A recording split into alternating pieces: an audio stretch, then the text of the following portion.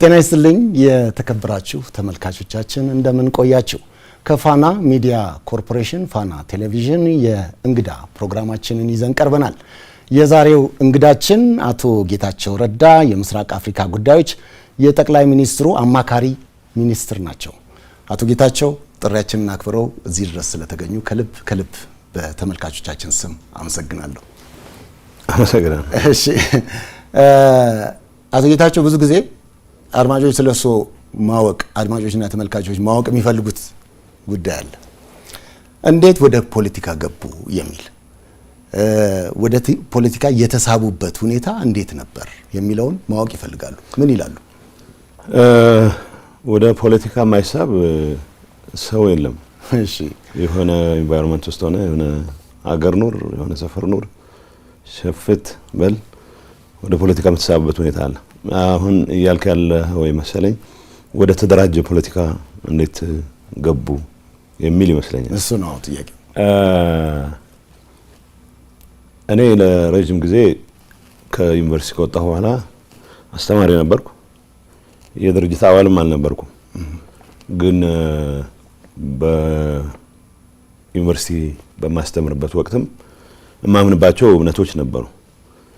በዛን ሰዓት የነበረው ገዢ ፓርቲ ካሉት አስተሳሰቦች ጋር የሚቀራረብ እምነት ነበረኝ።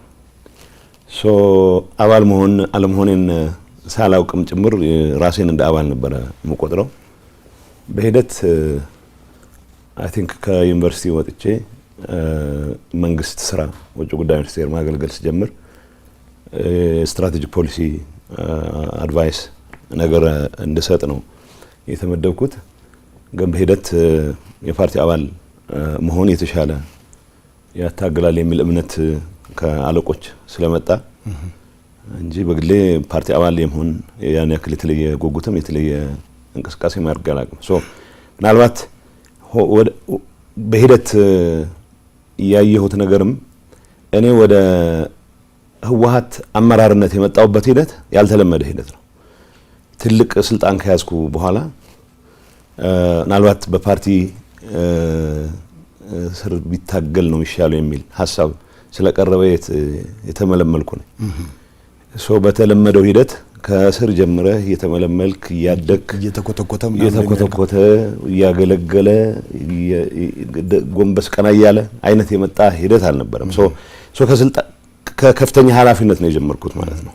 እንደውም አስታውሳለሁ አንድ አሁን ውጭ ሀገር ያሉ ከፍተኛ የኢህአዴግ ባለስልጣን ለምን ነው እስካሁን አባል ያልሆንከው አሉኝ። አይ ድርጅታችሁ ታጋዮች ያልሆኑ ብዙ አባላት ስላሉት አባላት ያልሆነን ታጋዮች እናስፈልጋችኋለን በሚል ነው ብዬ እንደ ቀልድ አንስቼላቸው ነበር። ኤኒዌይ ተደራጅቶ መታገሉ ጥሩ ነው የሚል እምነት ስለደረሰ በዛ ደረጃ ነው የመጣሁት። መሳብ ነው አለመሳብ ነው ሳይሆን ኦልሬዲ ኃላፊነት ውስጥ ከገባው በኋላ በድርጅት ውስጥ ብትታቀፍ የተሻለ ትታገላለህ የሚል እምነት ስለነበረ ብዙም ሳላንገራገር ነው የተቀበልኩት። የተደራጀ ፖለቲካ ውስጥ የገባበት ሂደት ነው እየገለጽኩ ያለሁት። መልካም። የፓርቲ አባል ከሆኑ በኋላ በፍጥነት ነው ተጽዕኖ ፈጣሪ አባል የሆኑት። እንግዲህ ከበረሃ የመጣ ብቻ ነው የጀርባ አጥንት ያለው የሚል ባህል ባለው ድርጅትና ፓርቲ ውስጥ እንዴት ሆነሉት? እንዴት ተሳካሉት? ምንስ እንደ ፈተና ገጠሙት? አሁን ምን መሰለህ እንደተባለው ነው። እኔ የመጣሁበት ሂደት በጣም ያልተለመደ ነው። አባልነት በፈረምኩ ትንሽ ነው ምናልባት አባልነት ፈርሜ ነው ኢሚዲየትሊ ከፍተኛ አመራር የሚባል ካቴጎሪ ውስጥ የገባሁት። ከፍተኛ አመራር ተብዬ ስልጠና መውሰድ ከጀመርኩ አመት ባልሞላ ጊዜ ውስጥ የማዕከላዊ ኮሚቴ አባል ሆንኩ። እንደገና ሌላ አመት 6 ወር ባልሞላ ጊዜ ውስጥ የፖሊት ቢሮ ማለት የስራ አስፈጻሚ ኮሚቴ አባል ሆንኩ። ለብዙ ለነባሮቹ ትንሽ ግር የሚያሳይ ነበር። ግን ነባሮች ከመላቸው ውስጥ በጣም ማከብራቸው ሰዎች በዚህ ሂደት ድርጅቱ ይጠቀማል የሚል እምነት የነበራቸው ብዙዎች ነበሩ። አሁን በህይወት ያሉም በህይወት የሌሉም። አንዳንዶች ደግሞ ይሄ አመጣጡ ለመኮርኮም የማይመች ስለሆነ ምክንያቱም የጦታ አባቴ መታወቅ መቻል አለበት። ማን ነው መልምሎ ያመጣው? የሆነ ያጠፋለት ያኮረፈለት ማን ነው ተጠንቀቅ የሚለው ወይ ከመስመር ልውጣ ያለ ቀን መስመር ማለት እምነት ሳይሆን ምናልባት መፋጠጥ ያበዛ ቀን ምንድነው መደረግ የሚችለው የሚል ስጋት ያለባቸው አሁንም ጭምር አመራር ውስጥ ያሉ ሰዎች አሉ። ትንሽ ግራ ያለ ግን ደግሞ ሂደቱ የምርጫ ጉዳይ ስለሆነ ማስገደድ የሚችሉበት ሁኔታ አልነበረም። ተጽዕኖ ፈጣሪነት ከእንትን ጋር ማዕከላዊ ኮሚቴ ስለሆንኩ ፖሊት ቢሮ ስለሆንኩ ብቻ ሳይሆን ከዛ በፊት በነበረኝ መንግስት ኃላፊነትም አቅሜ የፈቀደውን ሁሉ አገር ያገለግላል ብዬማኑበትን ሁሉ ድርጅቱ ኢሴንሻሊ አገር የማገልገል ዓላማ ይዞ ነው የሚንቀሳቀሰው ብለህ ስለምታምን እምለውን ሁሉ ሰጥ ስለነበረ አቅሜ የፈቀደውን ሁሉ ኮንትሪቢዩት በማድረግበት ሰዓት ያው በባህሪም የሚመስለኝን ከመናገር ወደ ኋላ የምል ሰው አልነበርኩም። ተጽዕኖ መፍጠር የሚባለው እንደተባለው ተሰሚነት ተደማጭነት የሚባል ከሆነ የፓርቲው ከፍተኛ አመራር ውስጥ ሳልገባም ጭምር ከዛ በፊት የመንግስት ኃላፊነት ለማግኘት እድሉም ገጥሞኝ ስለነበረ ያን አጋጣሚ በደንብ የተጠቀምኩበት ይመስለኛል። እንዳልኩት ግን ብዙዎቹ የትጥቅ ትግል ውስጥ ያልተሳተፈን ሰው በተለይ ህወሓት አመራር ውስጥ እንደ ጠንካራ አከርካሪ ያለው ተብሎ አይታመን። አከርካሪ ጉዳይ አከርካሪ እንዳለን በተደጋጋሚ አሳይተናል። ግን ከአከርካሪ የሌለው ተብሎ ከመጠርጠር በላይ ግን ቅድም እንዳልኩ ነው የጡት አባቱ ማን እንደሆነ የማይታወቅ አመጣጡ የማይታወቅ ከስር ትመለምለዋለህ። መልመለህ የሆነ ደረጃ ታሳድገዋለህ። እያሳደግ ሁኔታውን እያየ አፋሻ ጎንባሽ መሆኑን አረጋግጠህ ነው ታሳድገው በብዛት። በዛ ካልቸር መሰረት ከእምነት ይልቅ አገልጋይነትህ የበለጠ ተቀባይነት እንድታገኝ በሚያደርግ ካልቸር ውስጥ በኔ መንገድ የመጡ ብዙ ሰዎች የሉ። እንደተባለው ነው በአንድ አመት ከምናምን ጊዜ ውስጥ ማዕከላዊ ኮሚቴ አባል ሆኜ አመት ከ6 ወር ባልሞላ ጊዜ ውስጥ ደግሞ የፖሊት ቢሮ አባል ነው። ይሄ በድርጅቱ ታሪኩም ምስል አልነበረም። ትጥቅ ትግል ስላልተሳተፍኩ ብቻ ሳይሆን እኔ ጋር ትጥቅ ትግል ሳይሳተፉ ፖሊት ቢሮ የገቡ ሰዎች እንዳሉ አውቃለሁ። ግን እኔ የምመዘንበት መንገድ አድራሻው የማይታወቅ ሰው አይነት አመጣጤ በጣም የመለመለኝ ሰው ወይዛ ያደረሰኝ ሰው ለምሳሌ እኔ አጠራጣሪ የሆነ አመጣጥ ብለው እንትን ይላሉ፣ ይሰጋሉ። አንዳንዶቹ ጓዶች የኛ ብዙ ኮምፎርት ማይሰማቸው ነበሩ። ግን እንዳልኩ ነባር በህይወት ያሉም የሌሉም ግን የኔ በዛ ፍጥነት እዛ ላይ መድረስ ትክክልና ድርጅቱን የሚጠቅም ነው ሀገርን የሚጠቅም ነው ብሎ የሚያምኑ ደግሞ ሙሉ ድጋፋቸው የሚሰጡም ነበሩ። የቤተሰብ ጨዋታ ነው የምናደርገው እና አሁን እንደው የትግራይ ህዝብና ህወሓት አንድ ናቸው የሚል አባባል በአንዳንድ አካላት ዘንድ ይነሳል። አባባሉን ሁለት ወገኖች ለተለያየ ሁለት ዓላማ ሲጠቀሙበት ይታያል። አንደኛው የሐሳብ ብዝሃነትን የማይቀበል የጠቅላይነት እምነት ያለው የህወሓት አመራር ነው አንዱ። በሌላ በኩል ደግሞ ሌላው ህዝቡን ከፓርቲው ጋር አንድ ላይ የፓርቲውን ህጸጽም ችግርም አንድ ላይ ደርቦ ህዝቡን የሚፈርጅ ህወሓት ህዝብ ህወሓት ነው፣ ትግራይ ህወሓት ትግራይ ነው ብሎ የሚያስብም ደግሞ አለ እና እንደው በሁለቱም ፍረጃዎች ህዝቡ ተጎጂ አልሆነም ወይ? የእርሶ ምልከታ ምንድነው አቶ ጌታቸው? በጣም ተጎጂ ሆኗል ህዝቡ በሁለቱም። በመጀመሪያው በማምሳት ምክንያቱም የህወሓት አመራር ስለነበርኩ ልበል ስለሆንኩ አመራሩ የፈጠረው ተረት በጣም ኮንቪኒየንትሊ ህዝቡን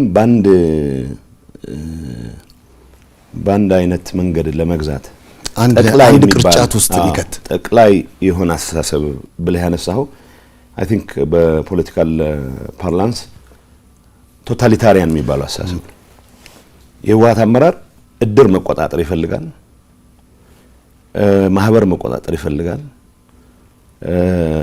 ቤተክርስቲያን መቆጣጠር ይፈልጋል።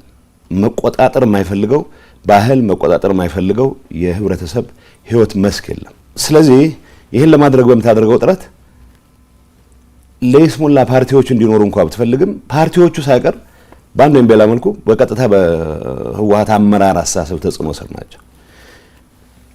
ይህንን ለማድረግ የሚጠቀምበት ሚዲያ ትቆጣጠራለህ፣ ሁሉም አይነት ተቋማት ተቆጣጥረህ አስተሳሰቡ አሁን የትግራይ ህዝብ የገጠመው ጣጣ ምንድነው? ህወሓትን የራሴ ድርጅት ነው ብሎ የሚያምን በሚሊዮኖች የሚቆጠር የትግራይ ተወላጅ አለ ነበረ። እንዳደረጃጀት የትግራይን ህዝብ የተደራጀ ትግል ከመምራት አንፃር ትልቅ አስተዋጽኦ ያደረገ ድርጅት ቢኖር ህወሓት ነው። የተደራጀ ትግል ከማድረግ አንፃር ከዛ በፊት የተወታተነ የትግል ምዕራፎች ነበሩት የትግራይ ህዝብ። ከዛ አንፃር ያን ማድረግ እና ለድርጅቱ እንደ ኦርጋናይዝድ ሬዚስታንስ ምልክት ሲምቦል አድርጎ በመውሰዱ ምክንያት ሊሰጠው ድጋፍ አለ። ያ ማለት ግን የህወሓት አመራር ይሄንን አቢዩዝ እያደረገ ነው ስልጣኑን ለማራዘም ሲጠቀም የነበረው። እዚህ ግባ የሚባል ለውጥ ያን የመሰለ የተደራጀ ህዝብ ይዘህ ያን የመሰለ ጠንካራ ስራ ወዳድ አገሩን የሚወድ ህዝብ ይዘህ ትግራይ መድረስ የነበረበት ደረጃ ላይ ከማድረስ ይልቅ በታሪክ አጋጣሚ እጁ ጋር የገቡ አማራጮችን ስልጣንና ስልጣን ብቻ የተወሰነ ቡድንን ጥቅም ከማረጋገጥ አንፃር ብቻ እየመዘነ የመጣ አመራር ነው። አመራር ውስጥ ትልቅ ለህዝብ ለሀገር ትልቅነት ትልቅ አስተዋጽኦ ያደረጉ መሪዎች ነበሩ። ምንም የሚያጠራጥር ነገር የለው። እንደዛም ሆኖ ግን መጨረሻ ላይ ወደ ምን ወረደ? ወደ ጠባብ ቡድናዊ ፍላጎት ብቻ ትኩረት ያደረገ የህዝብ አጀንዳው ያልሆነ እኔ ያልኩት ምን እንደሚልም እንኳን አይታወቅም። እኔ ያልኩት ብቻ ነው ትክክል የሚል ከእንቅልፍ ባኖ በተነሳ ቁጥር የሚመጡለት ጉዳዮችም የህዝብ አጀንዳ እያስመሰለ የሚያደናግር በህዝብ ስም እየማለ እየተገዘተ ግን የህዝብን አጀንዳ የህዝብን ጉዳይ ወደ ጎን ትቶ የራሱን ጥቅም የሚያሳድድ ኃይል ወደ መሆን የመጣው አመራሩ። ይሄ ዝም ብሎ ወጥተህ ገሌ ብለህ ለመውቀስ ሳይሆን ሁላችንም በዛ ባለፍንበት ሂደት የህዝብ አጀንዳን ከማስቀደም አንፃር ምን አረግም ብለን ማየት ተገቢ ነው የሚሆነው። ስለዚህ እንዳልኩት ህወሓት እና ትግራይ አንድ ናቸው፣ የትግራይ ህዝብ አንድ ናቸው የሚለውን ማጭበርበሪያ አመራሩ ይጠቀምበታል። አመራሩ የሚጠቀምበት ከስርቆት ከሌሎች በመንግስት ስልጣን ሆነ የምትፈጽማቸው በደሎች ተጠያቂ ላለመሆን የሚሰራቸውን ስራዎች በሙሉ ከህዝቡ እና ከህዝቡ ይሁንታ በመነጨ እንደሚሰራቸው አድርጎ ለማሳመን ነው የሚሞክረው። እውነቱ ምንድነው? የሚሰርቅ ባለስልጣን የሚሰርቅ አመራር በህዝብ ስም ሲምል ሲገዘት ድርጅቴ አንድም ነገር እኮ ህወሓት እና ህዝቡ አንድ ነው ማለትም እኮ አንድ ነገር ነው። አመራሩን ነው ራሱን የህዝብ ወኪልም አድርጎ ህዝብንም እንዲሰግድለት አድርጎ ህዝብ አንድም አይነት የተቃውሞ ምልክት እንዳያሰማ አፍኖ የስርቆት አጀንዳ ውስጥም በደንብ ተነክሮ ግን ደግሞ ህወሓትና ድርጅት አንድ ስለሆነ ብሎ በዛ ማጭበርበሪያ ራሱን ነፃ ለማድረግ የሚሞክርበት ሁኔታ አለ። ስለዚህ ይሄ በአንዳንድ ጊዜ ምናልባት ሊትሬቸር ላይ ጆርጅ ኦርዌል የሚባል እንግሊዛዊ በእንደዚህ አይነት እንድታስብ የተለየ ነገር እንዳታስብ የሚያደርግ ካልቸር እሱ ፕሮቴክቲቭ ስቱፒዲቲ ነው የሚለው። ህወሓት ኤሴንሻሊ የህወሓት አመራር ዜጎች የሚመስላቸውን ተናግረው ድርጅታቸውን ወቅሰው ወደ ትክክለኛ ቦታ የሚመለሱበት ሂደት እንዳይፈጠር ሚዲያን የሚቆጣጠራል ብቻ ሳይሆን ያሳሰብ ሁሉ ነው አደረጃጀቶች በሙሉ ተቆጣጥሮ በዚህ መልኩ እንድትሰግድ ነው የሚያደርገው። ሰው ብዙ ጊዜ የትግራይ ወጣት ህወሓትን መንቀፍ በሚፈልግበት ሰዓት በአማርኛ ቢነቅፍ ብዙ ሰው ቅር ይሰኛል። ምክንያቱም የጓዳ ጉዳይ አድርገህ ልምታስቀምጠው ሰው ይሄን ነው የሚፈልገው የህወሓት አመራር። ለምሳሌ መወቀስ ያለበትን ነገር የትግራይ ተወላጅ በደንብ መሮት አንገሽግሾት መናገር የሚፈልጉን ጉዳይ በሌላ ቋንቋ ትገልጽም ብቻ ሳይሆን ወጣ ብለህ እንዳትጮህ የሚከለክል ስርዓት ነው መትከል የሚፈልገው። ይሄ አደገኛ ነው። ከዚህ አንፃር በአንደኛው መንገድ የትግራይ ህዝብ ተጎጂ ነው በእንደዚህ አይነቱ ፍረጃ ብለናል። በሁለተኛ ደረጃ ሰነፍ አስተሳሰብ የተጠናወተው ብዙ አለ። አንደኛ ደረጃ የትግራይ ህዝብ በትግሉ ጥግ ያስያዛቸው አስተሳሰቦች አሉ። እውነት ለመናገር በኢትዮጵያ ታሪክ ውስጥ በተደራጀ ሬዚስታንስ ለውጥ የማምጣት ሂደት ውስጥ ትልቅ አስተዋጽኦ ያደረገ ህዝብ ነው። በዚህ አጋጣሚ ከእንጀራቸው የተፈናቀሉ በዚህ አጋጣሚ ከስልጣናቸው የተፈናቀሉ ወገኖች ኃይሎች ኢሴንሻሊ ህዝብ በዚህ ደረጃ የሚጎዳ ህዝብ የለም። የትግራይን ህዝብ እንደ መሰረታዊ የችግራቸው ምንጭ አድርገው የሚቆጥሩ አሉ። እነዚህ ሰነፍ አስተሳሰብ ያላቸው ሰዎች ወይ ህወሓት አመራር ላይ ያላቸውን ኢሹ ምክንያቱም ጥረት ይጠይቃል። ለያይተህ ተንትነህ የህወሓት አመራር እንደዚህ ያደረገ የህወሓት አባል ሳይሆን የህወሓት ከፍተኛ አመራር ነው ብለህ መተንተን ትንሽ ጥረት የሚጠይቅ ስለሆነ እና ሰነፎችም ስለሆኑ ህወሓትንም የትግራይ ህዝብንም በአንድ ላይ አጃምለው ህወሓትን ወይም ህወሓት አመራር ለማጥፋት ያላቸውን አጀንዳ የትግራይ ህዝብ ከማጥፋት አጀንዳ ጋር ያይዞ ነው የሚንቀሳቀሱት። እንደዚህ አይነቱ ሰነፍ በጣም አደገኛ አስተሳሰብ ኢኳሊ የትግራይ ህዝብ ለአደጋ ዳርጎታል። የምናያቸው አጋጣሚዎች በሙሉ በተወሰነ ደረጃ ስርቆት ውስጥ የተሰማራ ሰው ሊኖር ይችላል። በተወሰነ ደረጃ ባለስልጣን ሆኖ በደል የፈጸመ ሊሆን ይችላል። ስለዚህ በልኩ ከመውሰድ ይልቅ ህዝብን እንደ ህዝብ እየፈረጅ ህዝብ የኢትዮጵያ አካል ሳይሆን የኢትዮጵያ ችግር እንደሆነ ተደርጎ እንዲወሰድ በማድረግ በትግራይ ህዝብ ላይ የደረሰ በደል እንዲፈጠር ትልቅ አስተዋጽኦ ያደረገ ፍረጃ ነው። ስለዚህ ሁለቱም ፍረጃዎች ከማንም ይምጣማን የህወሓት አመራር ያካሄደው ሌላው ይሄ ሰነፍ ይፈርጀው ስቲል የትግራይ ህዝብ ተጎጂ የሚያደርግ ነው። ስለዚህ በሁለቱም መልኩ የትግራይ ህዝብ የፖለቲካ ኮንሽስነስ ሁሉንም ሀሳቦች ማስተናገድ በሚችልበት ደረጃ እንደ አዲስ መቀረጽ መቻል አለበት። ቢዮንድ የህወሓት አመራር ማሰብ መቻል አለበት። ህወሓት ራሱ ቀጣይነት እንዲኖረው ከተፈለገ እኔ ብቻ አውቅልሃለሁ ከሚል ያረጀ አስተሳሰብ ወጥቶ ወጣት ማስተናገድ የሚችል የተለያዩ ጥያቄዎች መመለስ እንደሚገባው የሚያምን የተለያዩ አስተሳሰቦች ማስተናገድ እንደሚገባው በሚያምን አመራር መቀየር መቻል አለበት። ይሄን ባላረክበት ሁኔታ አሁንም በተለመደው መንገድ ድሮ ጥቂት ሰዎች እነገሌ እኮ አይናቸውን ጨፍነው 30 ዓመት ያስባሉ የ40 ዓመት ወደፊት ያያሉ እና የሚባል ተረት አክትሟል።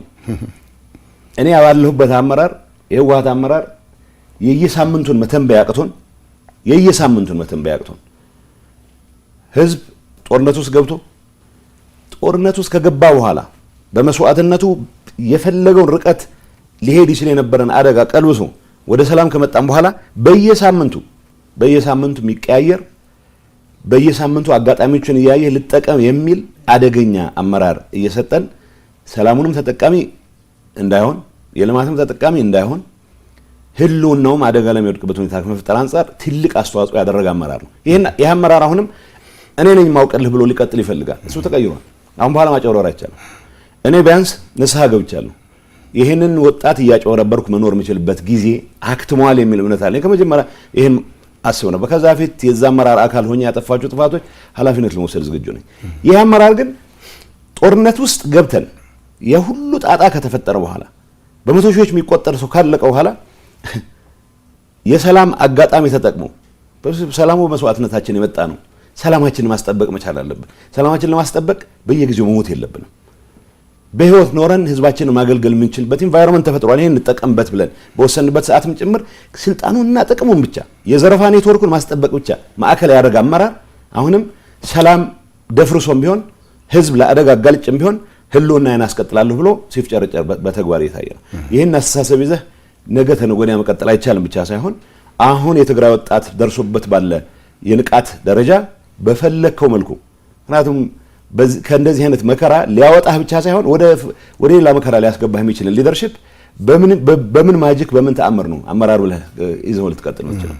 ይህንን ነገር ማስተካከል ባልቻልክበት ሁኔታ ህወሓትም 1 ዓመት መቀጠል አይችልም፣ 2 ዓመት መቀጠል አይችልም። የህወሓት ቀጣይነት ህወሓት ብቻውን አይመራም ብቻ ሳይሆን የፖለቲካ ምህዳራችን መስፋት አለበት ብቻ ሳይሆን ሁሉም አስተሳሰቦች መስተናገድ አለባቸው ብቻ ሳይሆን ህወሓት ይቀጥልም እንኳን ከተባለ ህወሓት ራሱን ባልቀየረበት ኢንቫይሮንመንት ይህ አመራር ከራሱ ጥቅም ከዘረፋ ኔትወርኩ በላይ የህዝብን አጀንዳ አድርጎ መቀጠል ዝግጁ ባልሆነበት ኢንቫይሮንመንት አንድ አዳር መቆየት የሚችል አይመስለኝም። ስለዚህ የተቀየረ ኢንቫይሮንመንት ነው ያለው። እንዳልኩህ ግን በዚህ ጥቅል ፍረጃ ምክንያት ህዝባችን ያየው መከራ በፍጹም መካድ የሚቻል አይሆንም። ለገሌ በሚባል የሚተው ጥፋት አይደለም። አሁን እኔ ቅድም ያነሳው ለኦርዌል ፕሮቴክቲቭ ስቱፒዲቲ የራስ ሰው ያጠፋው ጥፋትና ሌላ ሰው ያጠፋው ጥፋት በሚል ልትፈርጁ አትችልም። ህዝብ ላይ የሚደርስ ማንኛውም ጥፋት ፈጻሚው ማንም ይሁን ማን ጥፋት ነው። ስለዚህ ሁለቱም ፍረጃዎች የራሳቸው አደገኛ በትር አሳርፈዋል የትግራይ ህዝብ ላይ የሚል ማየት ጥሩ ነው። መልካም። በግጭቱ እንግዲህ በአመዛኙ የትግራይ ላይ ከፍተኛ ጉዳት ደርሷል። በአማራና በአፋር ክልልም እንዲሁ ከፍተኛ ጉዳት ደርሷል። በቅድሚያ እንደ ሰው አሰ ሂውመን ቢንግ ማለት ነው።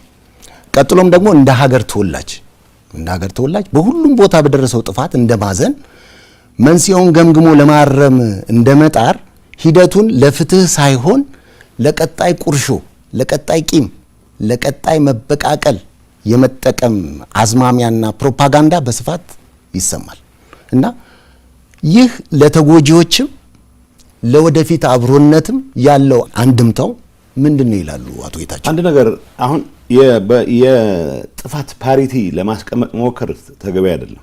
ሁሌም እንዳልከው እንደ ዜጋም በዚህ ጦርነት ውስጥ የራሱን አዎንታዊም አሉታዊም ሚና እንደተጫወተ የፖለቲካ አመራር በትግራይ ህዝብ ላይ የደረሰው በደል የአፋር የአማራ በደል በማነሱ በመተለቁ ምክንያት መደብዘዝ አለበት ብለን አናምንም። ትልቅ በደል ተፈጽሟል። ትልቅ ጥፋት ተፈጽሟል። ስለዚህ የተፈጸመው ጥፋት አማራም ላይ አፋርም ላይ የተፈጸመ ጥፋት ኢኳሊ ነው ሊያሳመን የሚገባው። ኢኳሊ ሊያሳመን ይገባል ማለት ግን ብዙ ጊዜ ግሎስ ኦቨር የማድረግ ነገር አለ። ምንድነው አይ ትግራይ ብቻ እኮ አይደለም የወደመው አማራም ከወድሟል ብለህ ስትናገርና ነው ጦርነቱ በሁሉም አካባቢዎች ውድመት አስከትሏል ብለህ ስትናገር ያለው ኢምፕሊኬሽን የተለያየ ነው።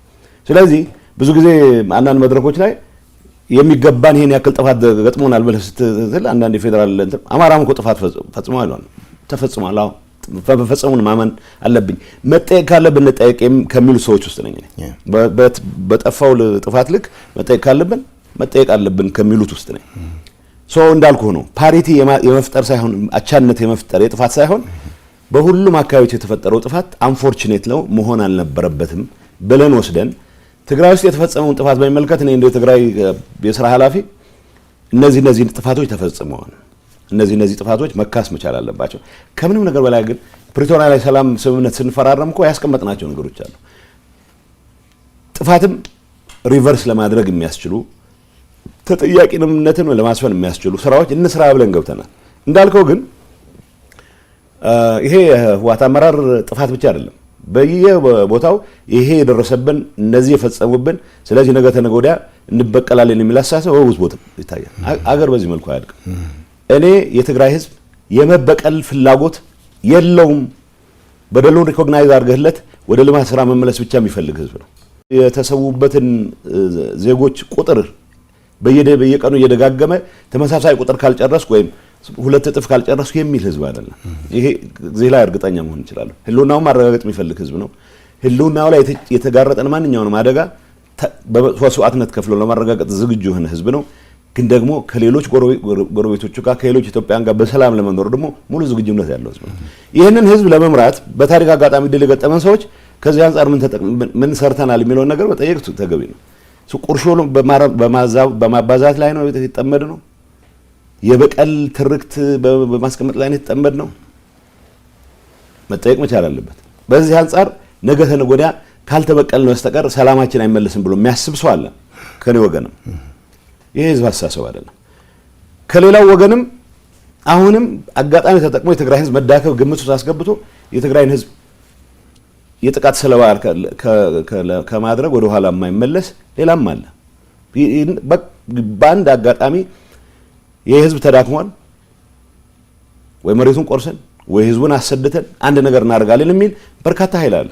ይሄ ከውጭም ከቅርብም እንደዚህ አይነት አስተሳሰብ የሚያራምዱ ወገኖች አሉ። ዋናው አጀንዳችን መሆን መቻል አለበት ይህን ሰላም ማጽናት የምንችለው ለጦርነቱ ምክንያት የሆኑ አለመግባባቶች በሰላምና በሰላም ብቻ ሊፈቱ የሚችሉበት ኢንቫይሮንመንት እንደ አዲስ መመለሳቸውን በማረጋገጥ ነው። ይሄን አድርገህ እንደተባለው ነው የትግራይ ህዝብ ተበድያለሁ ብሎ ስለሚያምን በብዛት በወጣቱ ዘንድ የሚቀነቀን የተነጣይነት አስተሳሰብ አለ። ይህ አስተሳሰብ ለምን መጣ ብሎ መፈተሽ ነው ተገቢ የሚሆነው። ይህ አስተሳሰብ ከጸረ ኢትዮጵያነት፣ ይህ አስተሳሰብ ከጸረ አንድነት ወዘተ ከሚሉ ጥቅል ፈረጃዎች ወጥተን ህዝቡ ለእንደዚህ አይነት አስተሳሰብ ወጣቱ ለእንደዚህ አይነት አስተሳሰብ ያነሳሱት ምክንያቶች ምንድናቸው ብሎ አድረስ ማድረግ እንደዚህ ለማከም የሚያስችል ስራ መስራት ተገቢ ነው የሚሆነው።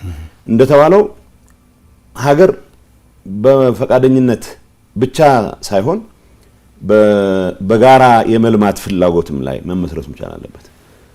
ትግራይ አዲስ አበባ ውስጥ ያለ እንቅስቃሴ ደስ የሚል የልማት እንቅስቃሴ ትግራይ ውስጥ ሊደገም እንደሚችል የሚያሳይ ኢንቫይሮንመንት ካልፈጠርክ በስተቀር ባህር ዳርም ሊደገም እንደሚችል ደብረ ማርቆስም ሊደገም እንደሚችል በየገጠሩም ሊደገም እንደሚችል ካላሳየህ በስተቀር ሰዎች በሚደረጉት አጓጉ እንቅስቃሴዎች ተጠቃሚ ሊሆኑ የሚችሉበት ተስፋ ካልፈጠርክ በስተቀር ኢትዮጵያ ሀገር የሚል ፍላጎት ስላለ ብቻ ሀገር ሊቀጥል አይችልም። ስለዚህ እንደ ህዝብ የትግራይ ህዝብ የገጠመው ፈተና ትልቅ ፈተና ነው። የደረሰው ጥፋት እጅግ ከፍተኛ ነው።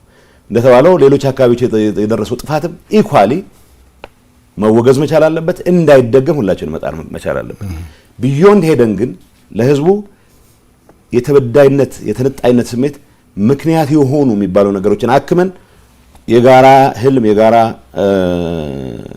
ግብ ይዘን መንቀሳቀስ የሚችል ሁኔታ መፍጠር መቻል አለበት። እንደተባለው ግን የቅያሜ ትርክት ይዞ መቀጠል አገር ያጠፋል። እንደ ትግራይ እንደ ህዝብም የመበቀል ፍላጎት አይደለም ያለው የመበቀል ፍላጎት አለኝ የሚል ሰው ከራሱ ጥቅም ጋር ያይዞ ሊያስበው የሚችል ነገር አለ። ስለዚህ እንደ ህዝብ አይደለም at the expense of የትግራይ ህዝብ ነው እንዲል የመበቀል ፍላጎትም ካለ እኔ የመበቀል ፍላጎት የለኝም ስል ምክንያቱም የመበቀል ፍላጎቴ ተግባራዊ ላድርግ ካልኩ የትግራይን ወጣት ጭዳ አድርጌ ነው የትግራይ ወጣት መስዋዕትነት አድርጌ ነው እሷን ምዕራፍ መዝጋት አለብን። የትግራይ ወጣት ለሀገር ይኖራለሁ የሚልበት ኢንቫይሮንመንት እንፍጠር ነው የኔ እምነት። ለሀገር ይሞታለሁ እያልክ የዘላለም የፎከርኩ ተቀጥልበት ሁኔታ መኖር የለበትም ነው። ስለዚህ ለኔ ህሉና ለኔ ስልጣን ለኔ የዘረፋ ኔትወርክ ሲባል በትግራይ ህዝብ ስም ጦርነት አካሂዳለሁ የሚል አደገኛ አስተሳሰብ በስፋት ስላለ በተወሰነ አመራር ደረጃ የሚንጸባረቅም ቢሆን ግን ገዢ አስተሳሰብ ሆኖ እየቀጠለ እስከሄደ ድረስ ያ አደገኛ ነው።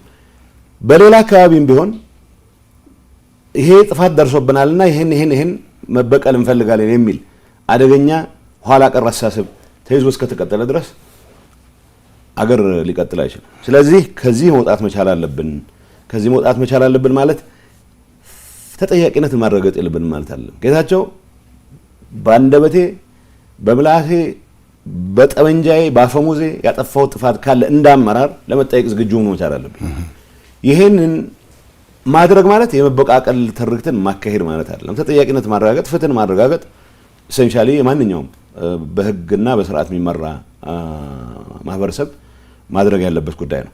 ስለዚህ መጠየቅ ያለብን እንጠየቅ ማለት የመበቃቀል አጀንዳ እስከ ጌታ መምጫ ድረስ ይቀጥል ማለት አይደለም። ይሄ ግን ፍላጎት ያላቸው ሰዎች የሉም ማለት አይደለም። ይሄም ፍላጎት ነው ህዝብ በማያጠፋን መልኩ መገረዝ ያለበት ሐሳብ ይሄ በአድረስ መደረግ ያለበት ሐሳብ ነው።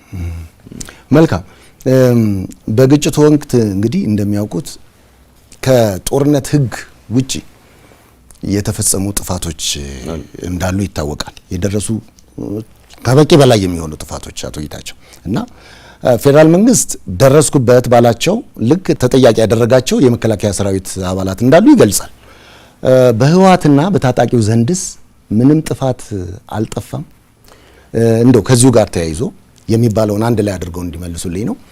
የትግራይ ሴቶችን ታጣቂዎችን ጨምሮ የሚታገሉ ሴቶችም ነበሩ። እነሱን ጨምሮ ደጋግሞ የመድፈር የገደሉም የትግራይን አካባቢ ብቻ ሳይሆን ሌላውንም አካባቢ በከፍተኛ ደረጃ ዝርፊያ የፈጸሙ ቅድም እንደጠቀሱት አይነት ነገሮች አሉ ይባላል እና መጀመሪያ በዚህ ሐሳብ ይስማማሉ ወይ? እንደው ከዚሁ ጋር አያይዞ ደግሞ ተጠያቂነትን ለማስፈን በእናንተስ በኩል ምን ተደረገ የሚለውን ይመልሱልኝ።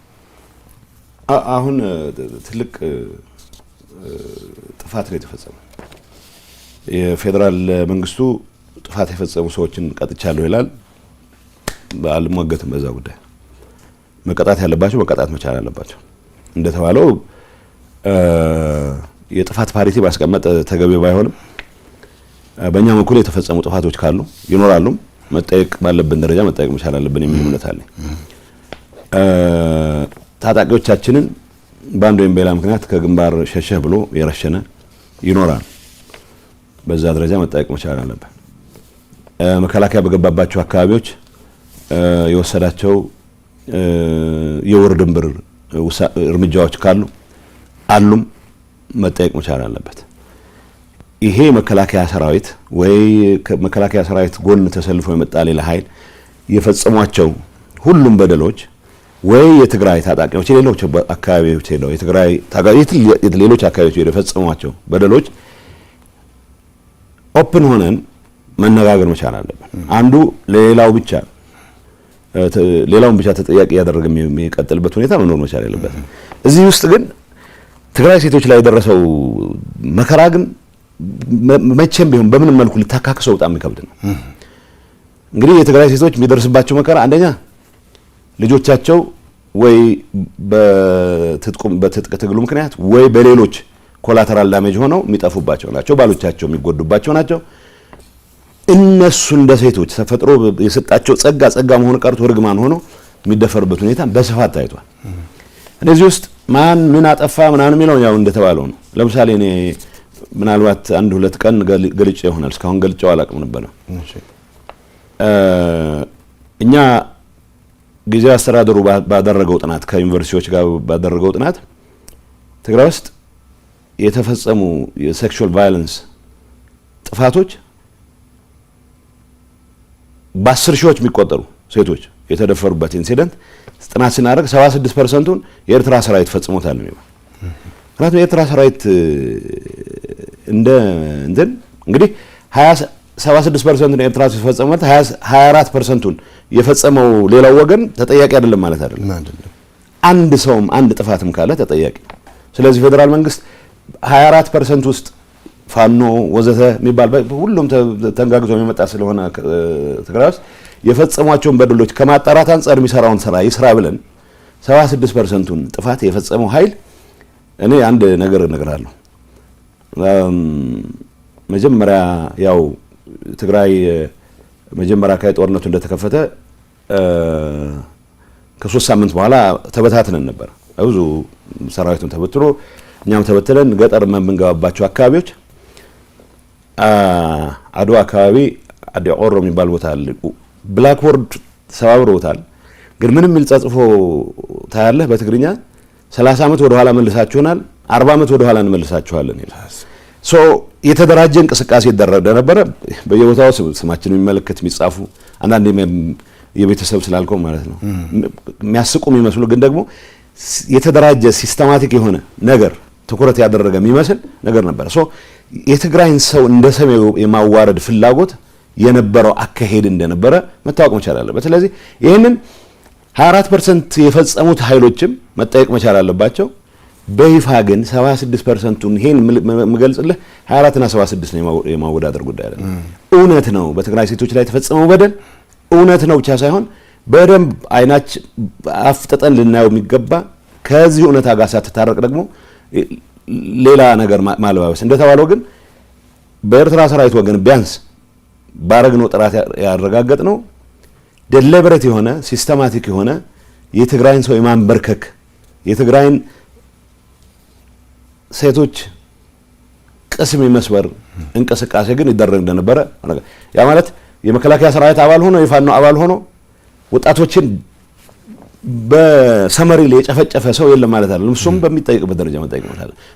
ልጃገረዶች የደፈረ ሴቶች የደፈረ ባለትዳሮች ወዘተ የለም ማለት አይደለም። እሱም በተጠያቂነቱ ልክ መጠየቅ መቻል አለበት። የህወሓት ታጣቂም ወይም በህወሓት ታጣቂ ስምም መጠየቅ ያለበት እኔ አሁን እያልኩ ያለሁት ይሄ በደል አልተፈጸመም አይደለም። ቅድም እኮ አልኩ ለምሳሌ ወገኖች አሉበት ፈጽመዋል ፈጽመው እኮ እርምጃ የሚወሰድባቸው አሉ። ባይዘው በእኛ በኩል እኔ አንድ ነገር ልንገርህ፣ ብዙ ጊዜ የትግራይ ሰራዊት ከፍተኛ አመራሮች ከተወሰኑ ሌቦች በስተቀር ስርዓት ለማክበር ጥረት የሚያደርጉ ናቸው። ይሄ መታወቅ ይችላል። ስርዓት ለማክበር በሚያደርጉት ጥረት አማራ ክልል ነው አፋር ክልል ላይ የመድፈር ወንጀል የፈጸሙ ሰዎችን እርምጃ ወሰዱ አውቃለሁ። እኔ የሰራዊት አመራሮች እርምጃ መውሰድ ሰመሪ ላይ እርምጃ መውሰድ ነው ትክክል የሚሆነው ወይስ ለፍትህ ማቅረብ የሚለው የተለየ ጉዳይ ሆኖ በኔ አንደርስታንዲንግ እንደዚህ አይነት በደል ሲፈጽሙ እርምጃ የተወሰደባቸው ታጋዮች እንዳሉ አውቃለሁ። ያ ማለት ባወቁት ልክ ብቻ አልቋል ማለት አይደለም። ለዚህ ጥፋቱም ካሉ መመርመር መቻል ተጠያቂዎች ለመሆን ዝግጁ መሆን መቻል አለበት። እንዳልኩት ከዘረፋና ከዘረፋ ውጪ ከበቀል ስሜት ውጪ ሌላ እምነት የሌላቸው የተወሰኑ ውሱን ቁጥር ያላቸው የሰራዊት አመራሮች አሉ። የራሳችንም ታጋዮች ሳይቀር እነሱ 90 ኪሎ ሜትር ርቀት ላይ ሆነው የሚመሩት ጦርነት ከአቅማቸው በላይ ሆኖባቸው ያፈገፈጉ ሰዎችን ሳይቀር የሚረሽኑ ሰዎች አሉ።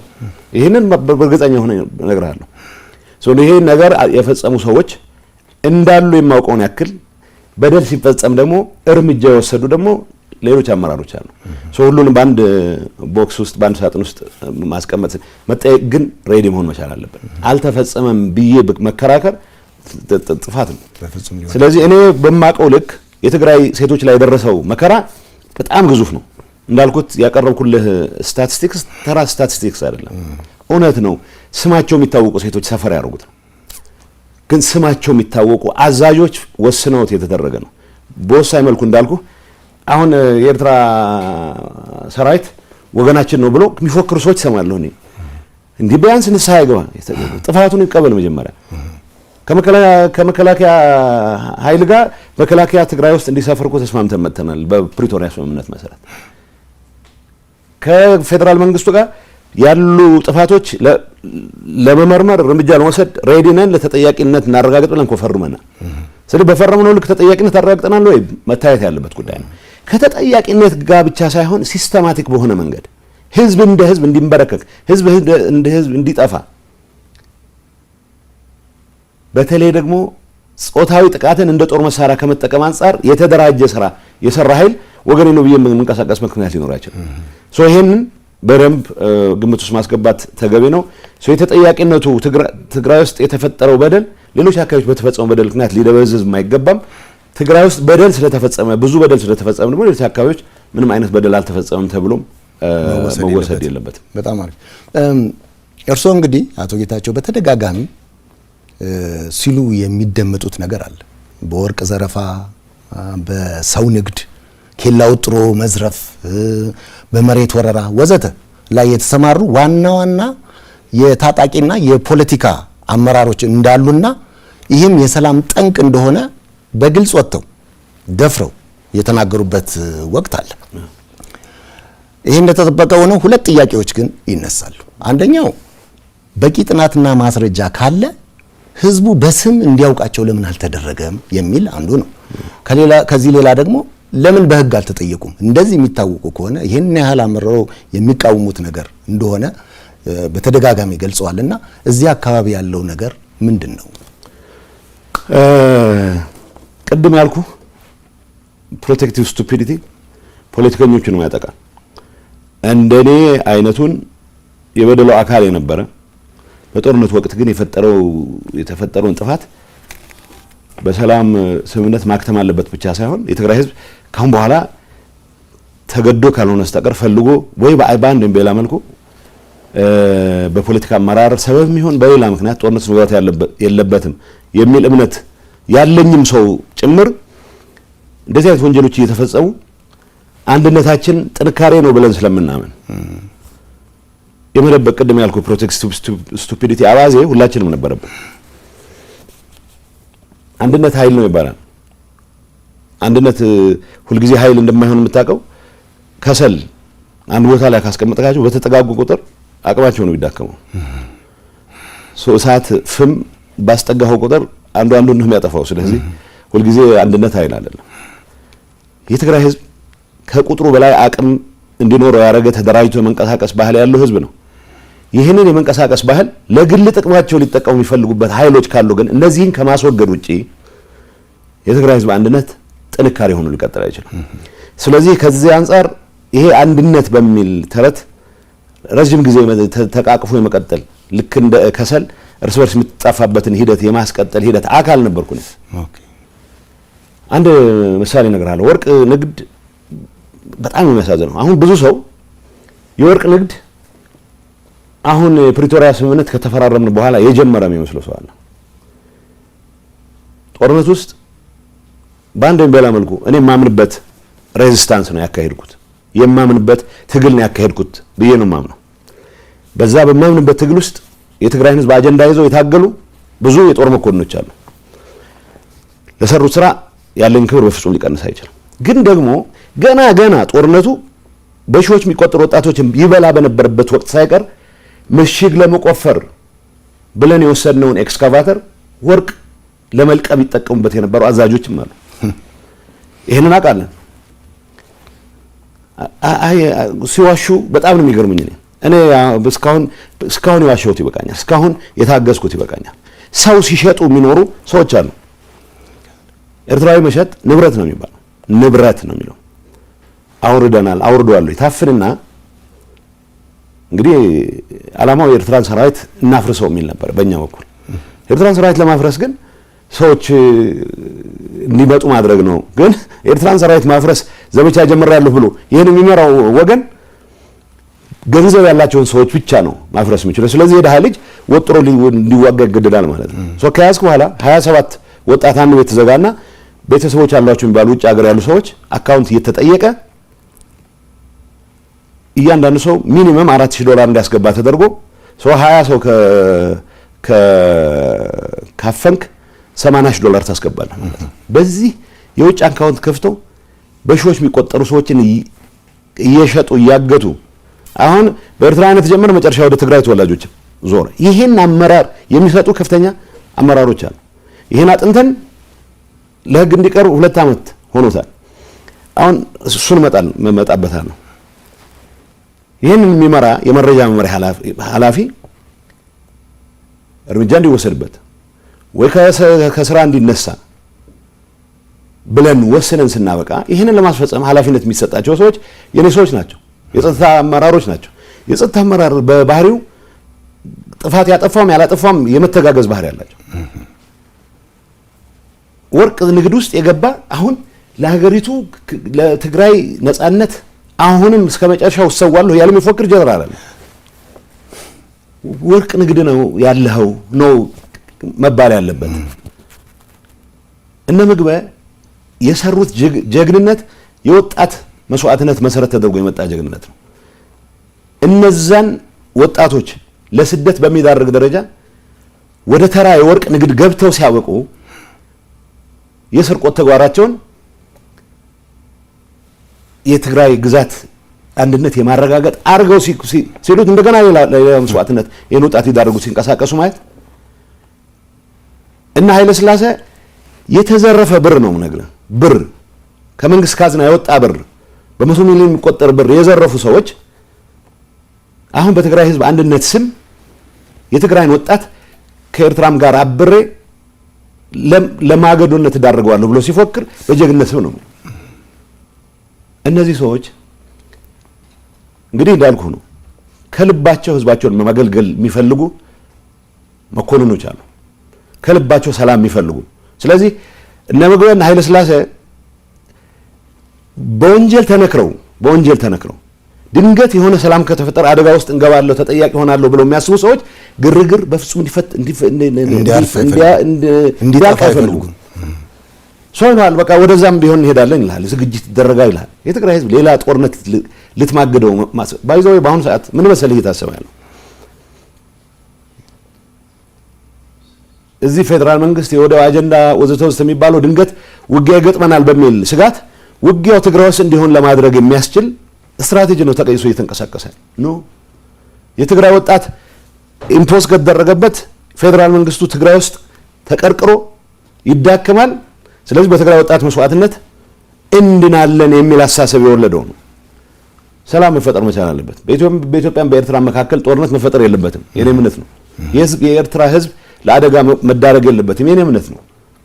ግን መምረጥ ካለብኝ የትግራይ ህዝብ ድጋሚ የጦር አውድማ የሚሆንበት ሁኔታ ግን እስከ መጨረሻው ድረስ እንዳይሆን እታገላለሁ። ይሄን ለማድረግ በምናደርገው ትግል እንቅፋት የሆኑት ወርቅ ንግድ ላይ የተሰማሩት ዘራፊዎች ናቸው። ግንባር አዛዥ ነኝ ይላሉ፣ የሆነ ነገር ያወራል፣ ወርቅ ሲዘርፍ ነው የሚሉ 2014 ነው የምነግርህ። 2014 ወጣቶች በየግንባሩ በሚተናነቁበት ሰዓት እኔ ሲምፕል ምሳሌ ልንገርህ። ዳባት ደባርቅ አካባቢ ሊማሊሞ ውጊያ ይመራ የነበረ ሰው ሩቅ ርቀት ሆኖ ውጊያ ይመራ የነበረ ሰው አት ዘ ሴም ታይም በኤክስካቫተርስ ወርቅ የቆፈረ ይሸጥ ነበር። ይሄ ኔትወርክ ነው። ይሄ ፖለቲከኛውም አለበት።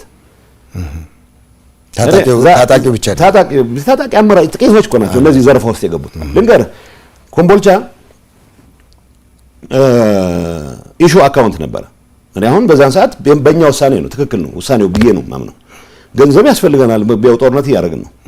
ገንዘብ ያስፈልገናል ተብሎ ባንኮች ውስጥ የነበሩ የግል ባንኮች አንንካ፣ የመንግስት ግን መውሰድ አለብን የሚል ፖለቲካሊ ወሰንን። እሺ እኔ እንደማውቀው 4 ቢሊዮን ነው ኢሹ አካውንት ላይ ነበር። ይሄን ማረጋገጥ ይችላል ብሔራዊ ባንክ። ምክንያቱም የመጣልኝ ወረቀት አለ የጊዜው አስተዳደር ፕሬዝዳንት ኮንኩ በኋላ ምን እንደተፈጠረ ባንኮች ውስጥ ግለጹልን የሚል ኢሹ አካውንት ያለውን ገንዘብ እንዲሰበስቡ ከተመደቡት ሰዎች መሃል አንደኛው የግንባር አዛዥ የሚባለው ኃይለ ሥላሴ በመቶ ሚሊዮን የሚቆጠር ገንዘብ ነው የወሰደው። ኢንፋክት 1 ቢሊዮን አካባቢ ነው የወሰደው።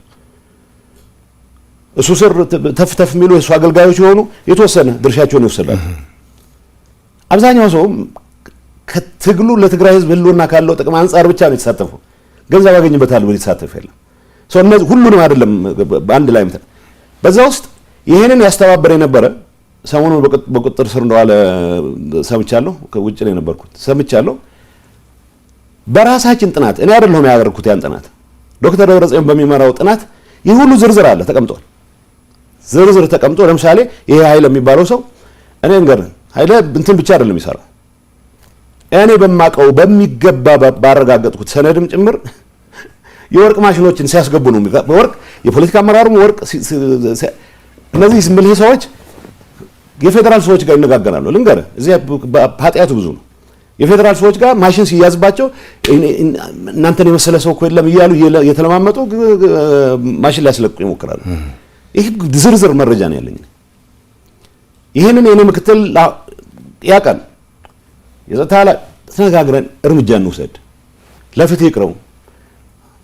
የተደረገ ጥናት ነው ምነግርህ። በተደረገው ጥናት እገሌ ይሄን ያክል 300 ሚሊዮን ወስዷል፣ በቁጥጥር ስር ይዋል።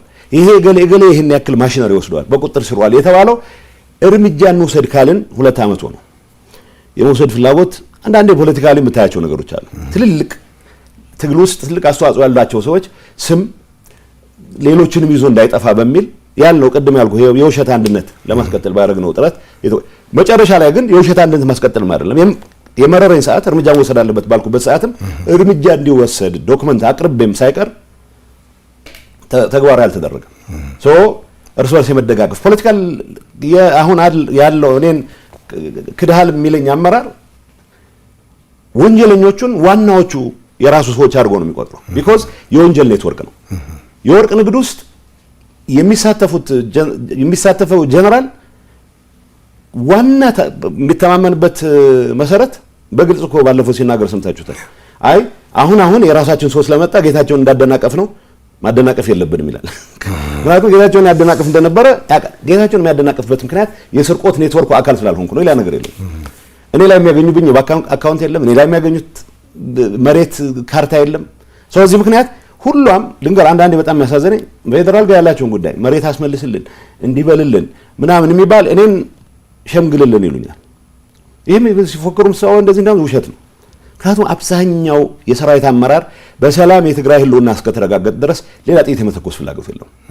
ተገዶ ከገባ ይዋጋል፣ ምንም ጥያቄ የለውም። ተገዶ ማለት ኢምፖዝድ ከሆነበት። ከዚህ ውጭ እንደዚህ የሚፎክሩት የወርቅ ንግዳቸውን የሰው ዘረፋቸውን ለማስቀጠል የዘረፉትን ብር ይሄ በቁጥር ነው የምነግርህ፣ በቁጥር እና ኃይለ ሥላሴ ሌላ ነገር የለውም። እኔ ውጭ ሀገር ሄደህ ታከም ብዬ በተደጋጋሚ ጠይቄዋለሁ። ቪዛ አሰርቼለታለሁ። የተወሰኑትን ይዛቸው ወጥቼ አውቃለሁ። እንዲታከሙ እንዲያርፉ እፈልጋለሁ። የተከፈሉት መስዋዕትነት ያክል የሚተካ አንድ ነገር ግን አዲስ አበባ መምጣታችን ንብረት ይሰጣል 100 ምናምን ሚሊዮን ሸጫለሁ ይላል። በተግባር የተረጋገጠ ግን የተዘረፈ ነው ነገር። ስለዚህ ሁሉም የሰራዊት አመራሮች ዘርፈዋል የሚል መልእክት እያስተላልፍና የመጣን ውሸት ነው።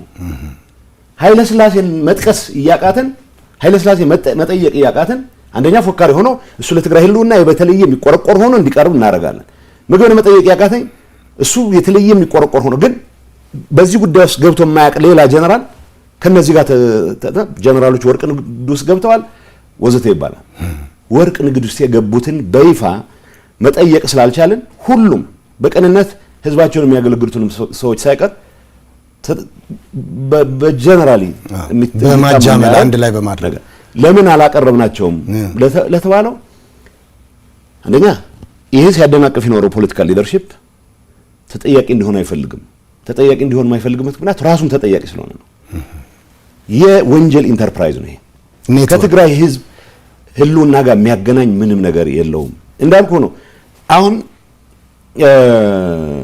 ጌታቸው ከስልጣን አስወግደነዋል። ስለዚህ የፌደራል መንግስቱም በቃ ወደ ሌላ ነገር መግባት ስለማይችል ከኤርትራም ጋር ያለ ግንኙነት ተጠቅመህ የወርቅ ንግድ የማጣጣፍ ኮንትሮባንድ የማጣጣፍ ነው ዋናው አሁን ፍላጎት ያለው ፖለቲካል ሊደርሺፕም እነዚህ የምትላቸው ጥቂት ሰዎችም ቢሆን ግን እንትናቸው ተረታቸው ምንድነው ለትግራይ ህዝብ ህልውና አንዴ ምዕራብ እናስመልሳለን አንዴ ደቡብ እናስመልሳለን ማፈሪያ ነው።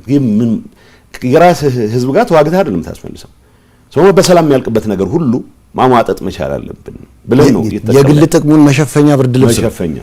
ስለዚህ በወንጀል የሚጠየቅ ሰው አንዳንድ ይገርመኛል። መስዋዕትነት ነው ይላል። ውሸታቸው ነው። መስዋዕትነት ፍላጎት የላቸው እነሱ መስዋዕት አይፈልጉ። በወጣት መስዋዕትነት ነው የሆነ ትርፍ ማትረፍ ይፈልጉት።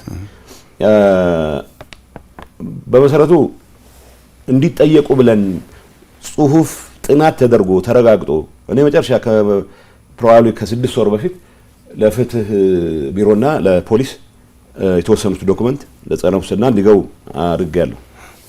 በተግባር ይጠይቃሉ ሌላ ጉዳይ ነው። ለምሳሌ በዚህ ጉዳይ ላይ ከፍተኛ ተሳትፎ የነበረው ሰዎች ዝውውር ላይ መያዝ አለበት ብለን እናስበው የነበረ ሰው ወደ ውጭ ሀገር ወጥቷል። ሌሎች አሉ። አሁንም በቃ ንግዱ ተጧጡፎ እንዲቀጥል ቅድም እንዳልኩ ነው። ኤርትራ ሰራዊት ማፍረስ አይቻልም በዚህ ምክንያቱም ገንዘብ ያለው ሰዎች ያለው ሊወጣ የሚችለው ማለት ነው። ወጣቶች መዋጋት የማይፈልጉ ግን ደግሞ ታፍነው ገንዘብ አውርዱ እንዳይባሉ ስቃይ ውስጥ እንዲቀጥሉ የተደረጉ አላማው እሱ የነበረው ኤርትራን ሰራዊት እናፈርሳለን በሚለው ግን በሺዎች የሚቆጠሩ ሰዎች ሊተራሊ ተሸጠዋል ነው። ይሄ የትግራይ ተወላጆችንም ይጨምራል። ሀብት አለው የሚባል ሰው የትግራይ ተወላጆች አንዳንዴ የሚያደርጉት ምንድነው ገንዘብ የሚቀበሉት ሳይበቃ የትራንስፖርት ሳይቀር ራሳቸው አውቶቡሶች ተከራይተው የትራንስፖርት ከእያንዳንዱ ሰው 10 ሺህ መቀበል የት አካውንት መተፋፈር የለም። እገሌ የሚባል አካውንት ውስጥ ይገባል። አዲስ አበባ ውስጥ ያለ አካውንት ሊሆን ይችላል፣ ካናዳ ውስጥ ያለ አካውንት ሊሆን ይችላል። ይሄን ሁሉ በዝርዝር በመናቀው ሁኔታ ነው ምንም አይነት ነገር ልንወስድ ያልቻልነው። ስለዚህ ለምን አንወስድም? እንግዲህ አንድ ሰው ዱላ ይዞ የሆነ ነገር ማድረግ አይችልም። ይሄንን ማስፈጸም ኃላፊነት ያለባቸው ሰዎች አሉ። እነሱ እርስ በርስ አንዱን እየተከላከለ የሚቀጥልበት ቅድም እንዳልኩ ነው ማዝነው ትልቅ መስዋዕትነት መክፈል ብቻ ሳይሆን ህዝባቸውን አሁንም ምንም 5 ሳንቲም 74 ሳንቲም ሳያገኙ ያገለግሉ ያሉ ሰዎች ሳይቀር እንደ ጥፋተኞች እንደ ከዳተኞች የሚቆጠሩበት ኢንቫይሮንመንት ከመፍጠር ጋር ተያዘ እኔ ጥፋት ፈጽሜያለሁ እላለሁ። ኃይለ ሥላሴ ነው የሰረቀው ብዬ መናገር ስችል ጠቅላላ የሰራዊት አመራር ተጠርጣሪ የሚሆንበት ሁኔታ ከመፍጠር አንፃር ምግበ ነው የሰረቀው ማለት ተወለን ይሄን ያደርገው ማለት ስንችል ይሄን ባለማለታችን ምክንያት ሁሉም የትግራይ የጦር የጸጥታ አመራር ተጠርጣሪ የሚሆንበትን ኢንቫይሮንመንት ከመፍጠር የራሴ አስተዋጽኦ አድርጌያለሁ እላለሁ። ግን ደግሞ የኔ አቅም ሊሚትድ ነች። እንደ አመራር ይሄ ተፈጽሟል፣ ይሄ እርምጃ ወሰድ ብለህ ትእዛዝ ትሰጣለህ። እንደተባለው ዱላ ይዤ እገሌን ብዬ መቼስ አርጩሜ ይዤ እንትን የምልበት ሁኔታ አለ። ስለዚህ መዋቅሩ ፖለቲካ አመራሩ የሚባለው አሁን ስልጣን ጠቅልዬ ይዣለሁ ብሎ የሚያስበው አመራር ይሄን የክራይም ኔትወርክ ማስቀጠል ነው የሚፈልገው። አሁን ከገሌ ጋር አብረን ፋኖ ጋር አብሬ ከገሌ ጋር አብሬ የሚል ፉከራዎች ትሰማለህ። ያችን የክራይም ኔትወርክ የማስቀጠል ፍላጎት እንጂ የፋኖ አጀንዳ ከትግራይ ህዝብ አጀንዳ ጋር ምን ያክል ይገናኛል ብሎ ተንትኖም አይደለም፣ ውሸት ነው። እውነት ለመናገር የኤርትራ መንግስትና ፋኖ ከፌደራል መንግስቱ ጋር ግጭት ውስጥ የገቡት ትግራይ ላይ የተጀመረው ጦርነት በፕሪቶሪያ ምክንያት ጋብ ስላለ ነው። የተጀመረውን ዘመቻ ማጠናቀቅ አልቻልንም የሚል ነው። ይሄ በይፋ የተነገረ ነው። ይሄ ምን ፕሬዝዳንት ኢሳያስ እኮ ተሆሊፍና ማለት ይሄ ሰው ያደናቀፈን ዘመቻችንን እስከ መጨረሻው መቀለ ተገብቶ የትግራይ ህዝብ ወደ ሁሉም ዓለማት ተበትኑ የሚሞተው ሞቶ ትግራይ የሚባል ኤንቲቲ የሚጠፋበት ሁኔታ አጀንዳ ይዞ የመጣ ኃይል አሁን ከዚህ ኃይል ጋር አትሊስት መሰረታዊ የሆነ ፓክት ፈጥረህ የትግራይ ጥቅም ማረጋገጥ ማዕከል አድርገህ መንቀሳቀስ ያለብህ። የትግራይ ህዝብን ብሔራዊ ጥቅም ማዕከል ካረክ ቢያንስ ከፌደራል መንግስት ጋር የጀመርከውን አሟጠህ ለመጨረስ ነው መንቀሳቀስ ያለብህ። ከሌላ ኃይል ጋር አይደለም የምትሰራው። ቢያንስ የሚታወቅ ስምምነት አለ ከፌደራል መንግስት ጋር ኢትዮጵያ ካልነህ ግን ደግሞ ዓለም የሚያውቀው ስምምነት ፈጽመሃል። ይሄ ኃይል መጽሐፍ ጓደኛ ይላል የብርሃን ልጆች በብርሃን ነው የሚንቀሳቀሱት ነው የሚለው መጽሐፉ ይለኛል። በጨለማ መንቀሳቀስ የሚፈልግ ኃይል ብርሃን ከበራ በጣም ይጨንቀዋል። ሰላም ለእንደዚህ አይነት ሰዎች ለእንደዚህ አይነት ክሪሚናል ኢንተርፕራይዝ አደጋ ነው የሚሆነው፣ የማጋለጫ ብርሃን ነው። ስለዚህ ግርግር በአንድ ወይም በሌላ መንገድ ከመፍጠር ውጪ ሌላ ስራ አለን ብሎ ማያምን ጥቂት ሰዎች እንደፈለጉ የሚዘውሩት ግን አብዛኛው ቅን ኃይል ሆስቴጅ የሆነበት ሁኔታ ነው ያለው። ፖለቲካ አመራር ውስጥ ሁሉም አይደለም፣ ጥቂት ሰዎች ናቸው ይሄን ወንጀል ኔትወርክ እስከ መጨረሻው ማስቀጠል ይፈልጉት። በቃ ሀገሩ ነፃ ወጥቷል ተብሎ የወርቅ ማሽን ያስገቡ ነው እንዳልኩ ነው። እኔ እንኳን በማውቀው ልክ ማሽኖች ኳስ ይዣለሁ። ስልክ ሲደዋወሉ በነበረኝ መረጃ መሰረት የገሌ ማሽን እነዚህ ሰዎች እኮ ናቸው። እነዚህ ሲፎክሩ የምትሰማቸው ሰዎች ማሽን ሲያስገቡ የፌዴራል ኦፊሻል ደውለው የሆነ ዕቃ እንደዚህ ገብቶ አስለቅቁልኝ ሲሉ ደግሞ አያፍሩም። ደግሞ በቀጥታ ስልካቸው ነው የሚደውሉት። ስለዚህ ይሄ የምልህ እኔ ጦርነት ሰለባ እንዳይሆን ተጨማሪ የትግራይ ህዝብ የትግራይ ወጣት ይሄን የወንጀል ኢንተርፕራይዝ ማፍረስ ላይ መረባረብ መቻል አለብን። ጥቂት አባላት ነው ያሉት፣ ግን በትግራይ ህዝብ ስም ስለሚገዙ ከምንም ነገር በላይ ቅድም እንዳልከው የትግራይ ህዝብ ከህልውናው ጋር ተያያዘ ህወሓት ብቻ ነው መፍትሄ የሚል ትርክት ፈጥረው ብዙ ስላደናገሩ ብዙ ነው የሚመስሉት፣ ጥቂት ናቸው እንዳልኩ ነው። አብዛኛው የሰራዊት አመራር ሰላሙን ይፈልጋል ብቻ ሳይሆን ስርቆት ውስጥ የለም። ስርቆት ውስጥ የገቡት ጥቂት ሰዎች ግን ሆስቴጅ አድርጎታል ሁሉንም። ስለዚህ አንዳንድ ድምጽ አላቸው በጣም እኛም ራሳችን መጠየቅ ያለባቸውን እገሌ ብለን እንደመጠየቅ ልንገር። የመጀመሪያ ጥናት ስናደርግ የህወሓት ሊቀመንበር 7 ሰዎች ነን በዚህ ጉዳይ ላይ የምንወያየው። ይሄ ነገር ዝርዝር ባናየው፣ ምክንያቱም ትልልቅ የጦር መሪዎች እዚህ ዘረፋ ውስጥ ስለተገኙ ጉዳችን እንዳይወጣ ብለናል። እኔም ራሴ የምር ተስማማሁበት። ኋላ ፕሬዚዳንት ኮንኩ ኋላ አትሊስት ሚኒስትሩን ማወቅ አለብኝ ይቅረብልኝ ወረቀቱ አልኩና እንደተቀበልኩ ያየሁት ልንገር። አሁን በቁጥጥር ስር ውለዋል የተባለው ሰውዬ ሰኔ 14 ቀን 2014 ዓ.ም ነው ዶክመንቱን የተወያየንበት። ጀነራል በሆነ መንገድ ዝርዝሩን አላየነው። ምክንያቱም ሊቀመንበሩ ምን አሉ? አይ ዝርዝሩን ብናይ ትልልቅ ሰዎች እዚህ ውስጥ ኢምፕሊኬት ነው። አይ ሰኔ 14 2014 ነው የምነግርህ። ሐምሌ 14 2014 ሌሎች ሰዎች ብዙ ፖለቲካ ልዩነት አላቸው ተብለው የተጠረጠሩ እንደፈለጉ የማያዟቸው ሰዎች የሆነ ወንጀል ፈጽመዋል ብሎ በሙስና እንዲያዙ ተደረገ። ስለዚህ በህጉ መሰረት በተደረገው ጥናት መሰረት እርምጃ ወሰድን አሉ ሊቀመንበሩ። ሰው ብዙ አልስማማበትም ነበር ሰዎቹ መታሰር፣ ግን አጥፍተው ከሆነ መጠየቅ አለባቸው የሚለው። ከዛ በሆነ አጋጣሚ ነሐሴ 14 ቀን ነሐሴ 10 ቀን እኔ ኤክስተርናል አፌርስ ሄድ ነኝ። ግን ኤክስተርናል አፌርስ ሄድ ብዙ ጊዜ እንትን ስራውን ነው የምሰራው እንጂ ቢሮ ውስጥ የሚያግዙኝ 2 ሰዎች አሉ።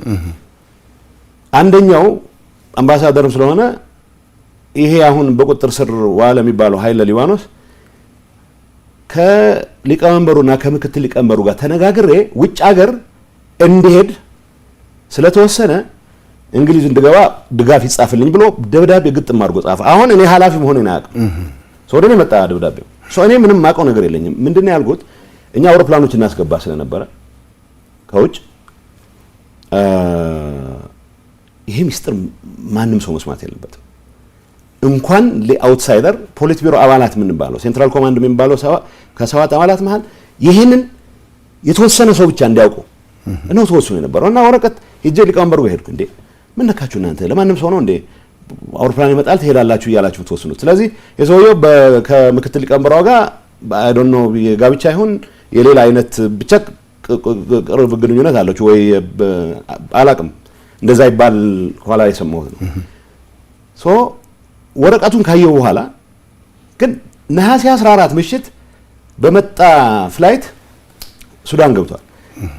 እኔ ፕሬዝዳንት ኮንኩ በኋላ መቼ ማለት ነው ሚያዚያ 2015 ላይ ዶክመንቱን ስቀበል ያስደነገጠኝ ነገር ያኔ ሰኔ 2014 ላይ 300 ሚሊዮን ወስዷል። ከኮምቦልቻ ከመጣ ገንዘብ 300 ሚሊዮን አጉድሏል። ስለዚህ በቁጥጥር ስር ዋለ የተባለ ሰውዬ ነሐሴ 14 ውጭ ሀገር እንዲሄድ ፈቅደውለታል። በምን ምክንያት? ይሄን አንስተነዋል በሁሉም ስብሰባ ባለበት። ለምን ይዋሽን እንቀጥላለን? ማንም አይደለም። ይሄንን ስናነሳ እገሌን ለሞቀስ አይደለም። እንደሰረቀ ተጠርጣሪ ነው ተብሎ ተጠርጣሪ ሳይሆን ሰርቋል ተጣርቷል ተብሎ በቁጥጥር ስር ዋለ የተባለ ሰው ነው። በቁጥጥር ስር ዋለ የተባለን ሰው ግን ከ2 ወር በኋላ ሌሎች አስረህ ከ2 ወር በኋላ እሱ ወደ ውጭ እንዲወጣ ማድረግ አሁን ሁሉም ነገር ተፈቷል ብሎ ምክንያቱም ምን አረጉ? ጸረ ሙስና ይሄን አትሊስት ውጭ ስላለ ክስ በዚህ ላይ መስርቱ በሌሎቹ ላይ እንኳን መሰረት ባይንችል ስል ይሄ ክራይም ኔትወርክ ፋይናንስ ኦዲተር የሚባሉ ሰዎችን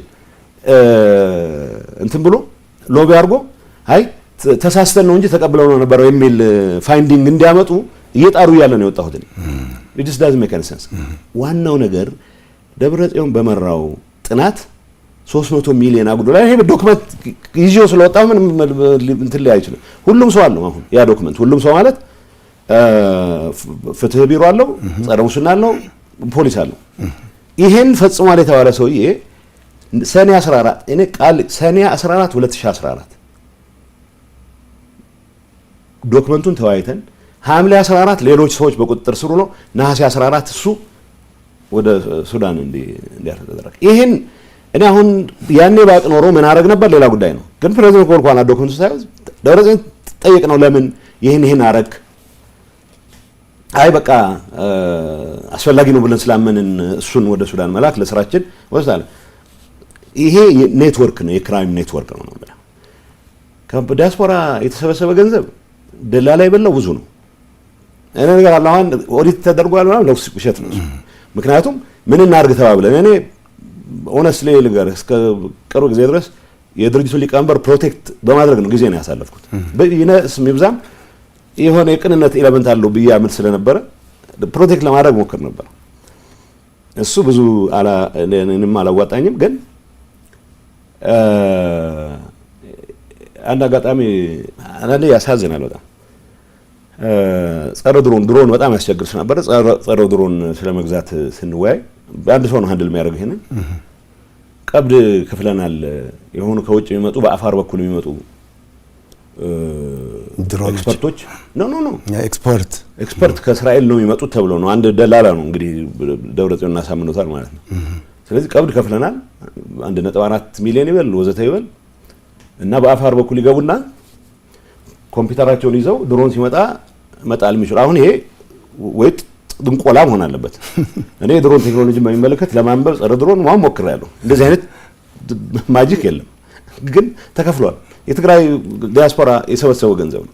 ሌላ ዝርዝር ራዲዮ ልግዛ ብሎ የተሰወራለ፣ አውሮፕላን አከራያችኋለሁ ብሎ ቀብድ ወስዶ የተሰወራለ። ይሄ ሁሉ ገንዘብ የት ነው የገባው ብለህ ብትጠይቅ ይሄ ኔትወርክ እኔ ፕሬዝዳንት ሆኜ ይሄን መቋጠር የተገባኝ እኔ ትእዛዝ ሰጥቼ ምንም በእኔ ስም በመንግስት ስም ገንዘብ እንዳይወጣ ብዬ፣ ግን ያ ኔትወርክ በራሱ ጊዜ እያዘዘ ሌሎች ነገሮችን ይፈጽማል። በዚህ በዲያስፖራ ገንዘብ ዲያስፖራው ከልቡ ትግራይን የሚወድ ከልቡ የትግራይን ሁሉ አረጋግጣለሁ ብሎ የተንቀሳቀሰ ኃይል ነው። የኃይል የሰበሰበው ገንዘብ የት ዋለ ብሎ መጠየቅ መቻል አለበት። እንዳልኩ ይሄ ክሪሚናል ኔትወርክ መፍረስ አለበት ብዬ ስለማምን አሁን እዚህ ላይ የምንለማመጥበት ጊዜ የለም። የውሸት አንድነት ለማስቀጠል ብዬ የትግራይን ህዝብ ያስከፈልኩትን ዋጋ ቃለሁ። በአማርኛም በእንግሊዝኛም በትግርኛም እለዋለሁ። ይሄንን መጋለጥ ያለበት ይሄ ኔትወርክ አሁንም የተገኘችውን ፈረንካ ለጥፋት ማስፈጸሚያ ነው ከመዋል ውጪ ሌላ ዓላማ የለውም፣ ሌላ ፍላጎት የለውም። ምሳሌዎችን ገልጽላለሁ። ጸረ ድሮን ኮምፒውተር ይዘው መጥተው በአፋር ቁጭ ብለው አልመጡም። የተከፈለው ተከፍለዋል። አውሮፕላን ይከራያሉ ተብሎ ውሸት ነው፣ አልመጡም። ገንዘብ ተከፍሏል። የት ገባ ብሎ የሚጠይቅ ሰው የለም። ኦዲት አሁን ለምሳሌ አስቂኝ ነው። መቀለ ከንቲባ አርገንሃል ያሉት ልጅ ከእስር ቤት አስፈትቼ እኔ መቀለ ይዣቸው ሄድኩ። እስር ቤት ነበሩ፣ በጦርነቱ ጊዜ ተይዘው እስር ቤት ነበሩና እና ኦዲት አግዘኝ ብሎት ሊቀመንበሩ የድርጅቱ ሊቀመንበር ትንሽ ለኔ ቅርበት ነገር አሳየና መጥቶ ትንሽ የተጮረበረ ዶክመንት አለ፣ ይሄን ጥንቃቄ አርግሄው አለኝ። ምክንያቱም ኦዲተር ስለነበረ አግዘኝ ብሎታል የድርጅቱ ሊቀመንበር። ግን አውቃታለሁ እሷን እቺ ሚስጥር ግን በሌላ መንገድ አውቃታለሁ። ገንዘቧን ለመቀሸብ ጥረት እየተደረገ ነው። ከዛ ሚስጥር ጠባቂ ስለሆነ አሁን ስራ አስፈጻሚ አድርገው ሾመውታል። ምክንያቱም እኔ እንዲሾመው ጠየቁኝ። አይ አማካሪ ምናምን ላደርገው እችላለሁ እንጂ ኦዲተር አደረጉን። ኢንዲፔንደንት ኦዲተር ይሁን ብለን ኢንዲፔንደንት ኦዲተር ስላለ ኦዲተር አደረገው። በዚህ ቻኩርፎ የኔ ተቀናቃኝ ሆነ። ሰው ተሸለመ። ይችን ሚስጥር ስለሚደብቅ ያቺ ሚስጥር ግን አውጥቷታል። ኦሬዲ የጠበቀ ነው የሚመስላቸው። ኦዲት አድርገናል ብሎ የሚያጭበረብረው ኦዲት ያደረገው ነገር የለም። የባከነ ብዙ ገንዘብ አለ። የትግራይ ዲያስፖራ መጠየቅ መቻል አለበት። ይሄ እውነተኛ ለትግራይ ህልውና ለሚውል ዘመቻ የተጠቀምንበትን ነገር አልጸጸትበትም። አሁንም የተዘረፈ የተበተነ ደላላ የበላው ገንዘብ ግን ቤቱ ይቁጠረው በደንብ ይታወቅ ነው ነገር እንደ ይሄ የክራይም ኢንተርፕራይዝ ነው የምልበት ምክንያት ይሄ ነው። ሲደጋገፉ ልንገር ጨምርልሃለሁ እዚህ በቃ ሱዳን የንግድ እንቅስቃሴ እናድርግ ተብሎ ከነጋዴዎች ውጭ ሀገር ካሉ ሰዎችም ጭምር ባንክ እንዲያስገቡ ተብሎ የሆነ ድርጅት ተቋም እንደ ካምፓኒ ትሬዲንግ የሚባል ተቋቁሞ ሱዳን ሲከፈት ሸቀጥ ለማስገባት ሊቀመንበሩና ምክትል ሊቀመንበሩ ብቻ ናቸው የሚያውቁት። ይሄንን ካምፓኒ አቋቁመናል ብለው ግለሰቦች ወደ ውጭ እንዲሄዱ ተደረገ። እኔ ይሄን እንዴት ነው የማውቀው? እንግዲህ ስራ ፈጻሚ አባል ነኝ። ከውጭ የሚያግዙን የነበሩ ነጋዴዎች ደውለው እንዴ እዚህ ስራ ውስጥ የቤተሰብ ብቻ አደረጋችሁት እኛን አታስገቡንም እንዴ አሉኝ። የምን ስራ ነው አልኳቸው። አይ ማነው አማንቴክ የሚባል ትሬዲንግ ተቋቁሞ ሆልሴል እንትን ለማድረግ ገንዘብ ይዋጣ እየተባለ ነው። በቢሊዮን የሚቆጠር ተዋጥቷል። በመቶ ሚሊዮኖች አትሊስት ማቁ 1 ቢሊዮን አካባቢ። ከዛ ይሄን እንዴ ሊቀመንበሩን ጠየቅኩት። እንደዚህ አይነት ነገር አድርገናል እንዴ አለ። አይ ይሄ በሚስጥር የተያዘ ጉዳይ ነው፣ በዚህ ጉዳይ ላይ ምላሽ አትስጥ አለኝ። ሚስጥር አትሊስት ከሰባታችን ውስጥ አንዱ ነኝ እኔ። እኔ ካለኝ ከሰዎች ጋር ካለኝ ግንኙነት ጋር በተያያዘ ነው ይሄንን የሰማሁት። ይሄንን የታደረሳችሁት ብሎ የሚጠይቃቸው ሰላም ኢትስ አ ክሪሚናል ኢንተርፕራይዝ ምን ለዚህ ነው። በዚህ ጉዳይ ላይ የተሳተፉ ሰዎች ካሻሽ ገንዘቡን ለመደበቅ ሌላ ምክንያት ይፈጥራሉ። አሁን ጦርነት ተፈጠረ ከተባለ ይሄ ጉዳይ የህልውና ዘመቻችን አካል ነው ይልዋል። እኔ የህልውና ዘመቻችን አካል ሆነ ያለበት ወጣቱ በተደራጀ መንገድ የህዝቡን ጥያቄ መመለስ የሚያስችለው ፖለቲካል ኢንቫይሮንመንት ተፈጥሮ ከፌደራል መንግስት ጋር ፕሪቶሪያን ከመፈጸም አንፃር የተጀመሩ ሂደቶች እስከ መጨረሻው ማጣት ተጠቅመህ ነው የትግራይን ሁሉ ለምታረጋግጠው እንጂ የሶስት ሌባ ወታደሮችን የሶስት ሌባ ፖለቲከኞችን ህልውና ለማረጋገጥ የሚለኮስ ጦርነት የትግራይን ህዝብ አጀንዳ ሊሆን አይችልም።